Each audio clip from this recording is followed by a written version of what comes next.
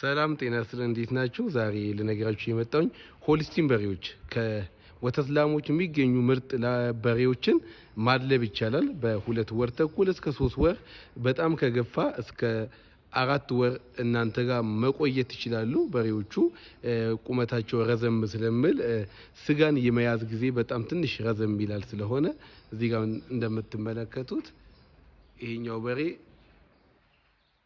2 ወር ተኩል አካባቢ ነው። ስመጣ እጅግ በጣም ቀጭን ነበረ። አሁን የያዘው ስጋ ይሄኛው ነው። ብዙ መኖ ሳታወጡ ብዙ አይነት መኖ ሳትጠቀሙ በ3 አይነት መኖ ብቻ ከብቶችን እንዲህ ማድለብ ይቻላል። ምናልባት በካሜራ ችግር ካልሆነ በሬ በአይን ስታይ እጅግ በጣም ትልቅ በሬ ነውና ስለዚህ ይሄኛውን ስራ መስራት የምትፈልጉ ሰዎች ቴሌግራም ላይ እኔን ኮንታክት ማድረግ ትችላላችሁ። መልካም የስራ ቀን ይሁን። ቴንክ ዩ